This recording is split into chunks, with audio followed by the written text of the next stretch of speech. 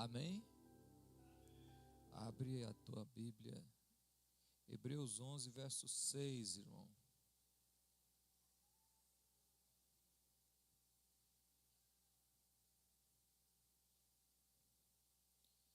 Terça-feira passada eu comecei a falar sobre oração, não foi isso? Vamos continuar aqui em outra questão também da oração. Olha o texto, irmão.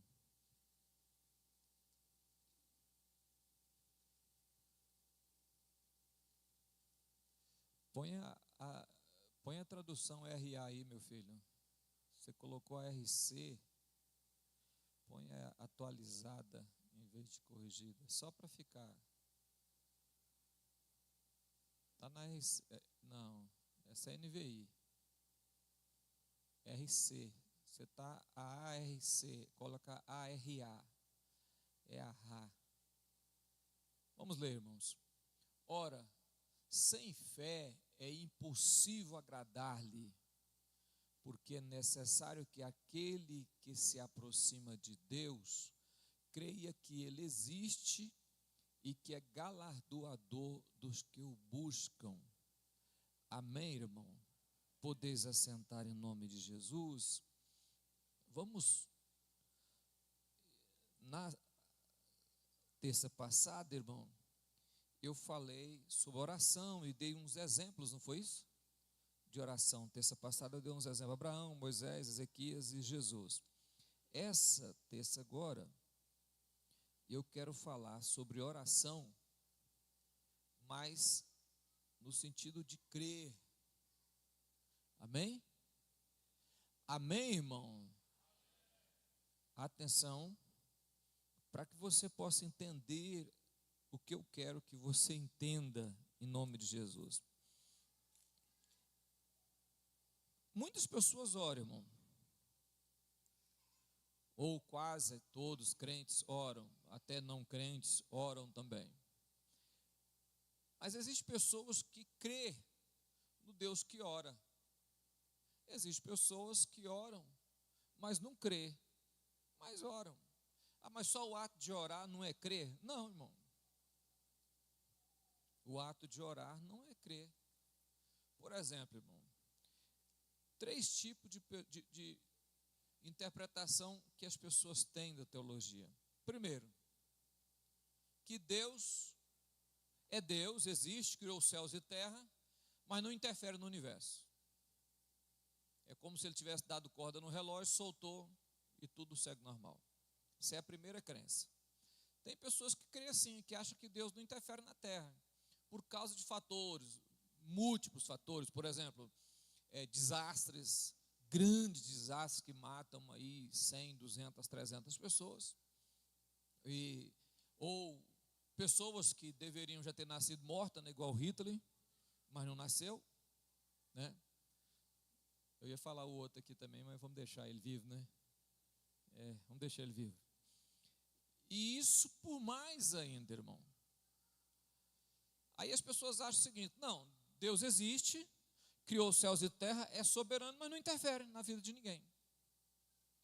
Existe a crença que Deus existe, mas que Ele já predestinou tudo antecipado, então a oração não resolve muita coisa.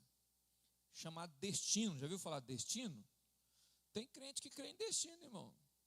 Não, Deus existe, é soberano, criou tudo e determinou fatos acontecer e acabou. Vai acontecer na minha vida o que Deus já escreveu. Eu vou pecar, eu vou errar, eu vou... já é e pronto. E existem pessoas que talvez seja você, ou não seja, né? Que acredita que a oração move a mão de Deus. Acredita que orar muda as coisas. Orar move Deus a interferir no universo, a interferir na vida das pessoas, a interferir na minha e na sua vida. É para essas pessoas que eu quero falar sobre oração. É nesse sentido de crer que quando eu oro, Deus move tudo em nossa vida ou na vida de alguém através da oração. Ou seja, um Deus presente. Não é um Deus distante, Deus que está sentado no trono. Não, é um Deus que está presente na nossa vida o tempo todo. O versículo está lá, ó. De fato, sem fé é impossível agradar a Deus. Então, se eu quero agradar, eu preciso crer nele. Se eu não crer, não tem como eu agradar o Senhor. Porquanto é necessário que aquele que se aproxima de Deus, preste atenção, irmão, dobrar os joelhos e não crer é perca de tempo. Eu tenho que dobrar os meus joelhos e crer que o Deus que eu estou conversando com ele é poderoso para movimentar céus e terras e atender a minha oração. Amém, irmão? Amém? Psiu, psiu. Que eu aqui, ó. Ei, psiu. Olha eu. Olha eu. Então, se eu vou orar, eu tenho que crer que a minha oração vai ter efeito. Vai ter resultado. Porque se eu não crer, se torna vã a minha oração. Olha, eu tenho que crer que ele existe e que ele é galardoador. O que é galardão? É presente, doador. Aquilo que Deus nos dá por recompensa. É galardoador, responde àqueles que eu busco. Eu estou explicando logo esse versículo para você ficar ciente do que eu quero que você entenda. Amigo, se você dobra o joelho e não crê, a sua oração é penosa, é ruim, é triste, é angustiante ficar de joelho e não ter certeza, não ter convicção que Deus vai responder. Mas hoje, existe muitas pessoas que vivem o natural. Só crer naquilo que já está na sua frente. Eu creio que eu vou comprar um carro porque eu tenho um serviço. Porque eu já tenho a metade do dinheiro. Porque eu já tenho dinheiro. Porque foi eu que trabalhei. Vive o natural. Aquilo que está patente aos seus olhos. Paulo escreve em 1 carta aos Coríntios 2,14, ele diz que o homem natural não consegue discernir as coisas espirituais, porque as coisas espirituais se discernem espiritualmente. Só o homem espiritual consegue fazer isso. O que é discernir aí, irmão? Nós estamos vivendo dias difíceis, irmãos. Por exemplo, uma grande briga que existe hoje é entre teologia e psicologia. Porque a psicologia quer resolver a questão à base do conselho e da palavra. E a teologia quer resolver a questão à base do sobrenatural. Mas ambas ciências têm o seu efeito no seu lugar? Tem, se agir dentro do seu próprio mundo. Ou seja, se a psicologia ficar no mundo da psicologia e a teologia ficar no mundo da teologia. A teologia não tentar agir na psicologia, nem a psicologia tentar interferir na teologia. Quando isso há, inverte a posição, irmão. Por exemplo, alguém me questionou o seguinte: pastor, mas não há possibilidade, por exemplo, eu tenho um problema, uma questão psicológica, eu vou colocar aqui, eu não consegui perdoar o meu pai. E aí eu cresci, e de criança, meu pai me batia, me espancava, e eu fui crescendo, cresci com uma água do meu pai. E agora eu tenho que ir para a psicologia para fazer várias sessões de terapia psicológica para que eu possa perdoar o meu pai.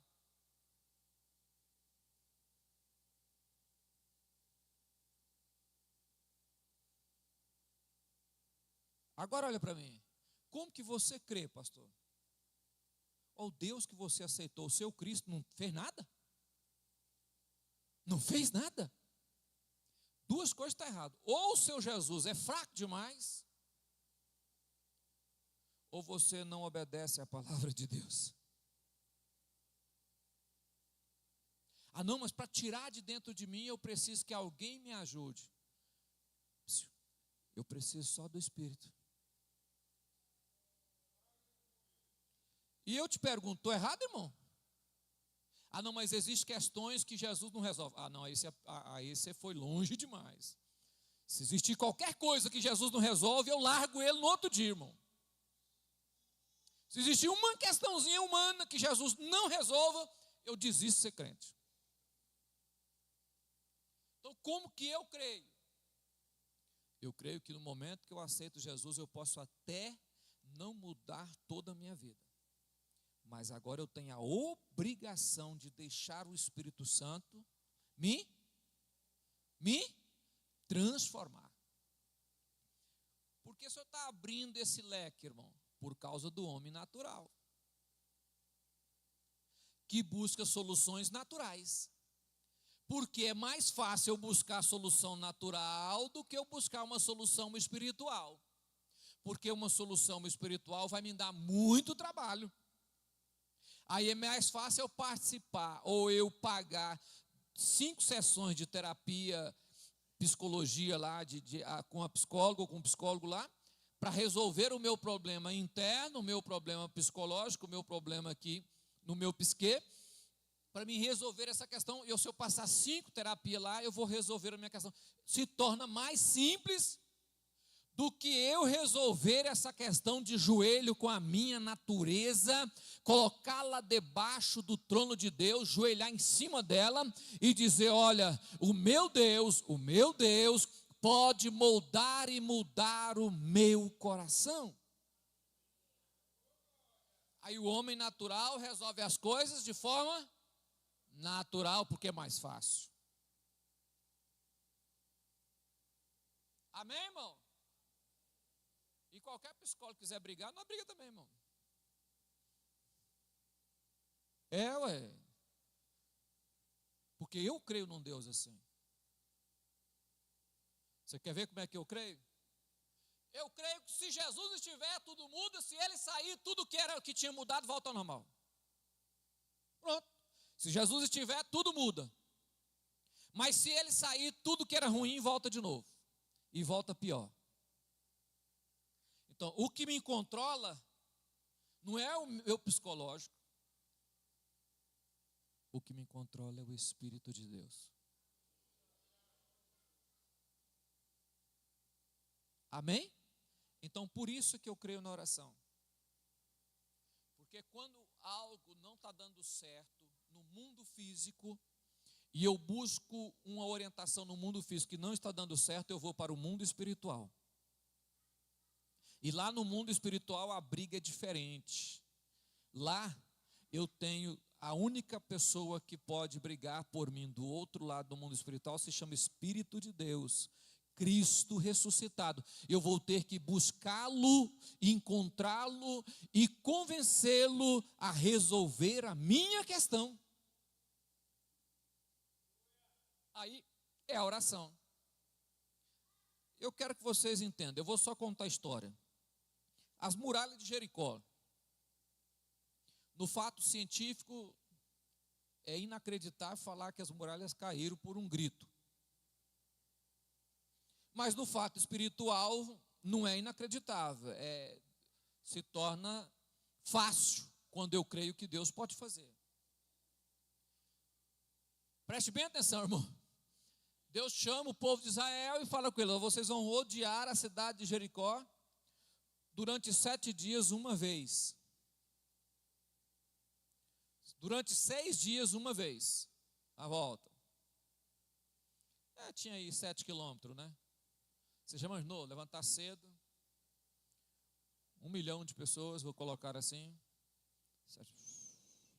Carregando a arca, as trombetas. Não muito perto do muro, mais distante um pouquinho, mas faz a volta. quando o primeiro que saiu aqui está chegando aqui, o último aqui está saindo. 7 quilômetros para você andar aí de forma normal, 1h10, 1h20. Um cabra bom de perna. Se for esses goianos de hoje aqui, 2h30 ou 3 horas, né? Porque você vai andar com as pessoas aí, até que o cabra tira o pé do chão, não anda. Meu pai dizia que quem raça chinela no chão é preguiçoso. Então, você dá uma volta. Aí Deus chega no povo e fala, a função de vocês é só rodear a cidade. Quem falou isso? Josué. Quem ouviu Deus falar isso? Só Josué. Josué foi conversar com Deus e Deus falou assim, a estratégia é o seguinte, você vai rodear a cidade. 6 dias você vai rodear uma vez. O povo vai fazer isso aí. É isso, Senhor? Você vai rodear. Silêncio. Não vai falar nenhuma palavra. Não abrirá a sua boca. Irmão, você já imaginou, você já pensou, Josué chegando no povo e falando, Deus falou para nós rodear a cidade. Só isso. O povo falou assim, pronto. Esse aí, olha o que esse homem já aprontou. Eu pensei que ele ia chegar aqui e falar conosco, criar uma forma de nós derrubar os muros. Ele já disse que nós vamos ter que rodear a cidade e não fazer nada. Nós vamos perder a guerra.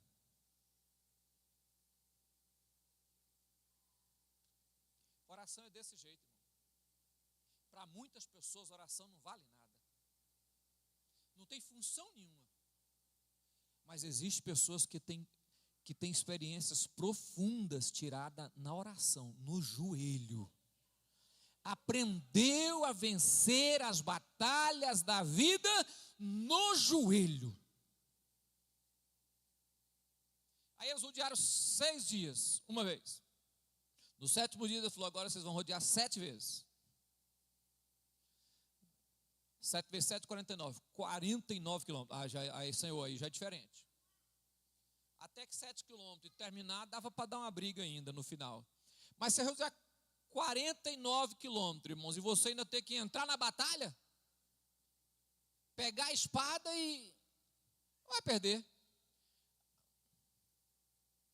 As coisas que Deus faz parecem impossíveis, mas é por isso que muita gente perde batalha de oração. Por isso que muita gente não ganha nada em oração, irmão. Porque eles acham que as coisas acontecem segundo aquilo que eu penso, que eu vejo, da forma que eu imagino. Deus trabalha fora do imaginário humano. Deus trabalha fora do mundo humano. Deus trabalha no mundo espiritual.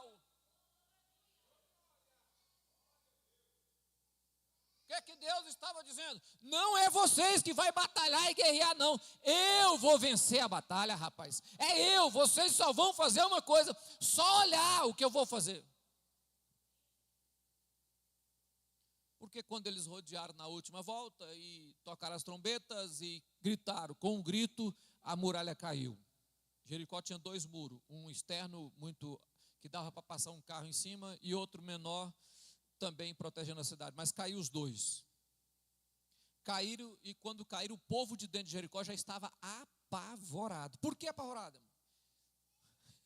Olha, um monte de soldado rodeando a cidade 1 vez, 2 vezes, 3 vezes. Rapaz, o cara está angustiado lá dentro, mas o povo vai entrar ou não vai? Vai pular o muro ou não vai? Vai ficar fazendo o quê? Quando eles perceberam, o muro já tinha caído. O povo estava apavorado. A fé não é para todos.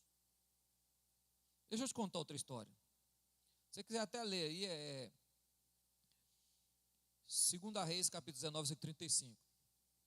Senecaribe acampou diante da cidade de Judá, cidade de Jerusalém, para destruir.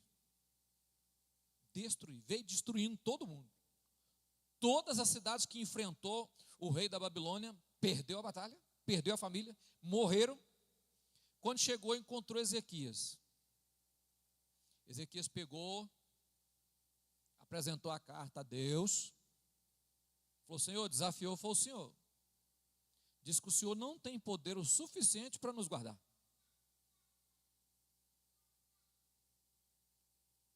Deus falou assim, ó, você não precisa fazer.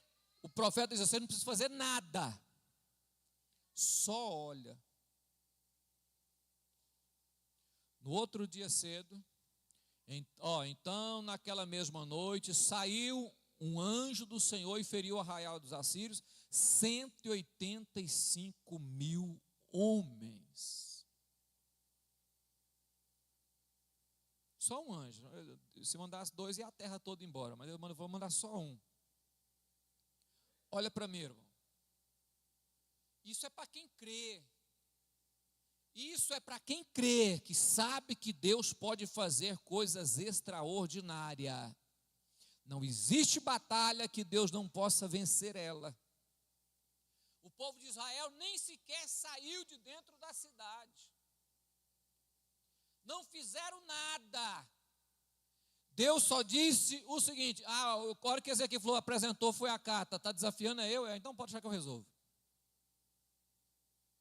Quando você for orar a Deus, irmão, não limita. Não coloca um limite como se Deus não fosse fazer, não. Porque o que você tem que fazer é só agradar a Ele.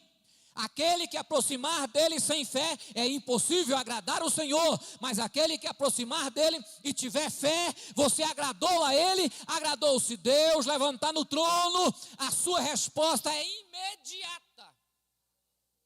E Deus faz. Deus faz milagres.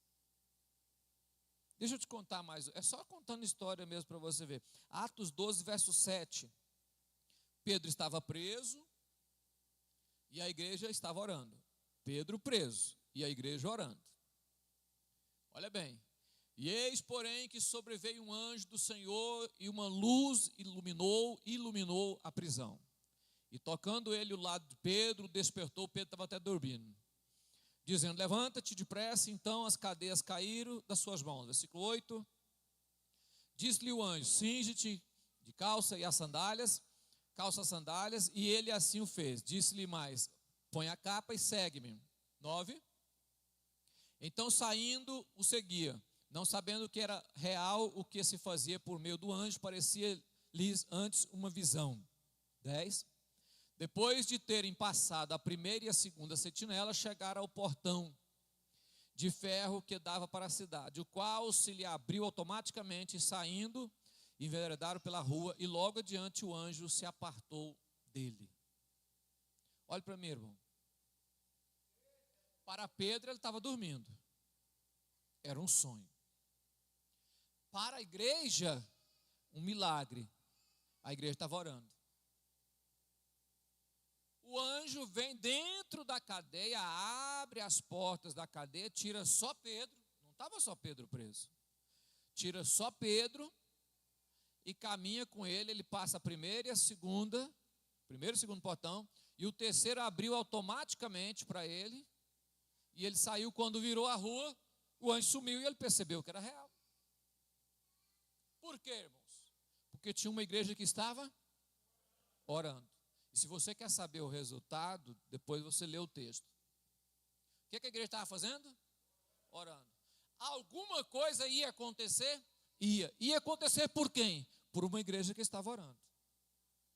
Nem Pedro estava orando para ser liberto, irmão. Mas tinha uma igreja intercedendo e pedindo a Deus que tirasse Pedro, porque ele ia morrer. Precisou de quê? Olha, eu já falei isso aqui umas 3 vezes. Quando o mundo espiritual interfere no mundo físico. O anjo, que é espiritual, entra no mundo físico, não toca em nada, tudo se abre, e ele pega Pedro e põe do lado de fora e diz, agora segue o seu caminho. Oração faz o mundo espiritual interferir no mundo natural, irmão. E quando Deus faz isso, faz através da oração. Isso pode acontecer? Pode, mas eu creio nisso. Quando a oração é feita por uma pessoa que conhece Deus, orar para Ele 10, 20, 30, 40, 50 minutos, 1 hora ou 2 horas, não é tão difícil assim, porque ele sabe com quem ele está conversando. Então, conversar. Eu estava ouvindo o pastor Isaías Negrão, que foi um senhor que me discipulou, uma mensagem que ele estava pregando, E ele falando o seguinte: crente raiz, irmão, sempre vai orar de joelho, porque ele aprendeu a curvar diante de Deus. Ao longo da sua vida, ele aprendeu que dobrar o joelho é a melhor posição. Existem várias posições para orar, sentado, deitado, em pé, plantando bananeira, sei lá. Mas para o crente raiz, assembleano, ele sempre vai orar de joelho, porque ele aprendeu assim. Ele cresceu e aprendeu dessa forma. Para ele, eu não sei para você, para mim é a melhor posição de orar. Pode orar deitado, em pé, sei lá, mas eu gosto de orar de joelho, porque para mim é o hábito que se faz. E o crente que realmente conhece Deus, orar não é penoso, é prazeroso. Por quê? Ele sabe que Deus vai agir em nome de Jesus. Irmão, se você não ora, você não pode reclamar que a sua vida não anda. Você não pode atribuir a ação de Deus à sua própria força, o seu próprio conhecimento, o seu próprio desempenho financeiro ou qualquer outra questão. Não. Tudo na terra se move pela mão de Deus. Você quer ver, irmão? Pare de respirar 3 minutos aí e fique em pé para ver se você continua. É a coisa mais simples do mundo. Mas para você respirar, existe um equilíbrio de gases na terra muito bem feito, milimetricamente colocado na terra, que se passar 2 milímetros de gás carbônico no oxigênio seu, você morre. Como é que Deus coloca a coisa da forma bem feita para você respirar? Só para respirar. Quem controla isso? Quem controla isso, irmão? Só Deus. Não tem máquina, não tem nada que consegue controlar dessa forma. Não existe. Os homens já tentaram criar ambiente, habitat, que possa colocar animais de modo fechado, eles criar a forma bem feita para produzir. Não consegue. Porque o equilíbrio de todo o universo e de nossa vida está nas mãos de Deus. Agora, se você crê dessa forma, aí você sabe que a sua oração tem efeito. Aí você sabe que entrar no quarto e dobrar o joelho vai haver resultado. Aí você sabe que é prazeroso orar. É gostoso orar. Por que é gostoso? Porque você sabe que quando entrar no quarto, você sabe que Deus está ouvindo a sua oração. Que Deus está ouvindo você falar. O outro texto que eu quero que você depois lê em casa é o João 11. João 11 é a história da ressurreição de Lázaro. Quem lê a Bíblia sabe disso. Jesus é avisado que Lázaro estava doente. Lázaro estava doente, Jesus ainda fica 2 dias no mesmo lugar que estava. Depois leva 2 dias viajando, faz 4. Ele chega lá, estava morto, enterrado há 4 dias. Quando ele vai pedir para tirar a pedra do sepulcro, Marta fala: Senhor, já está com mau cheiro. Ele disse: eu não te disse que se você crer, você verá a glória de Deus? Olha o sentido, irmão. Se você crer, você simplesmente creia, você vai ver a glória de Deus quando você crer. Eu não disse para você, Marta, quando eu cheguei aqui: se creres, verás a glória de Deus. Então, Senhor, mas não abre o sepulcro. Irmãos, tem noção do que é levantar uma pessoa que está morta há 4 dias, com mau cheiro, já está derretendo a carne, a água do corpo já está secando. Já está saindo, não tem nenhum órgão perfeito, mas como vai voltar a bater e funcionar normalmente? Como que isso vai acontecer? Aí se você falar para mim, não, mas a história de Lázaro, quando você vai ler na Bíblia, nos evangelhos, no finalzinho do evangelho fala que quando Jesus ressuscitou, acho que é de Mateus, quando Jesus ressuscitou, muitos dos Jerusalém que estavam mortos, o sepulcro se abriu. Não, quando Jesus foi morto, muitos dos sepulcros de Jerusalém foram abertos e muitos viram que tinha sido morto entrar na cidade vivo. Aí só não foi só Lázaro, não foi só a filha da viúva de Naim. Também quando Jesus foi morto, que houve o terremoto, o sepulcro se abriu e quem estava morto ressuscitou. E a Bíblia não fala quantos dias eles estavam mortos. Quem faz isso, irmão? Qual o poder que pode pegar o ser humano que não vale nada, que a carne já está podre, e reconstruir, dar vida e fazer gerar sangue, tudo de novo? Só aquele que criou, irmão. Só quem criou o próprio ser humano sabe como movimentar o ser humano. E se eu não crer nisto, não tem condição de eu orar. Eu preciso entender que se eu aproximar de Deus, eu tenho que crer que o que eu vou conversar com Ele, Ele é poderoso o suficiente para resolver, ouvir, responder e fazer conforme estou pedindo. Então você vai aproximar? Vai. Então tenha fé, ué. Creia que Ele existe. Orar sem crer é sofrimento demais, irmão. Efésios 3:20, para terminar a parte de hoje, que depois nós vamos continuar de novo. Efésios 3:20, lê comigo, irmão. Vamos ler lá?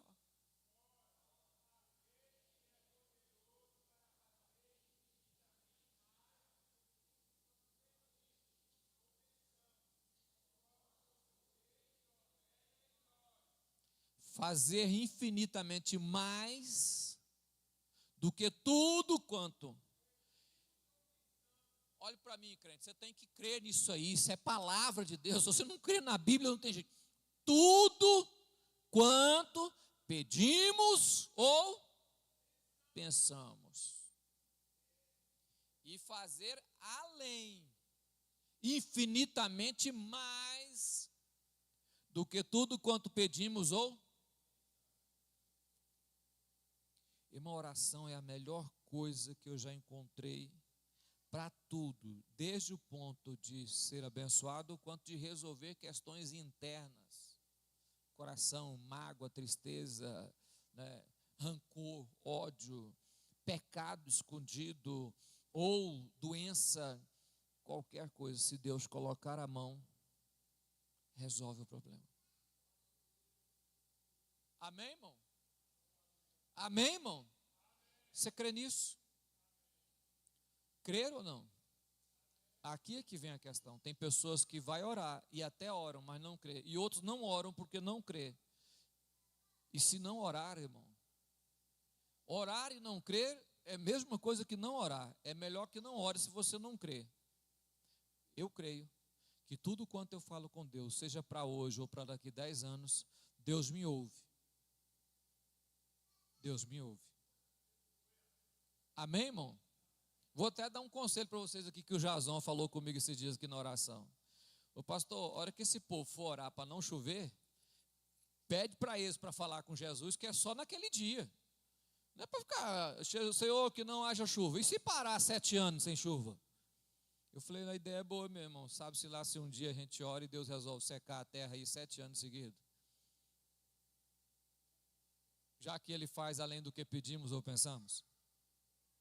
Mas você sabia que você tem que saber o que você pede, irmão? Que você é responsável pelo que você ora? Por isso que tem oração que você vai fazer, você deve pensar antes de orar. Amém, irmão? Amém? Ontem eu fui visitar um rapaz que está na cadeira de roda, ele falou, pastor, eu sei porque que Deus me colocou aqui. Eu achei interessante isso, irmão. A pessoa não é cristã, mas reconheceu em si por que que Deus o colocou na cadeira de roda. Não, eu não era uma boa pessoa, nunca fui. Então, quando eu me deparei com a cadeira de roda, eu reconheci que Deus me colocou. Eu pensei que ele ia pedir para orar, para Deus curar, para ele levantar, para cuidar. Não, ele falou, não, eu sei porque Deus me colocou aqui. Então, como eu sei que Deus me colocou, esse reconhecimento é quando eu sei o que Deus está fazendo na minha vida. Eu sei o que Deus está fazendo aqui. Porque Deus faz aquilo que pedimos. E quando nós nos entregamos a Deus, Ele tem sempre um freio para parar a nossa vida, para fazer você lembrar que existe um céu para você morar e que você tem que mudar de vida. Eu falei para ele, mas antes você na cadeira de roda morar no céu do que fora da cadeira de roda e ir para o inferno. Então vamos ficar na cadeira de roda mesmo e ir para o céu. Amém, irmão? Se colocar de pé.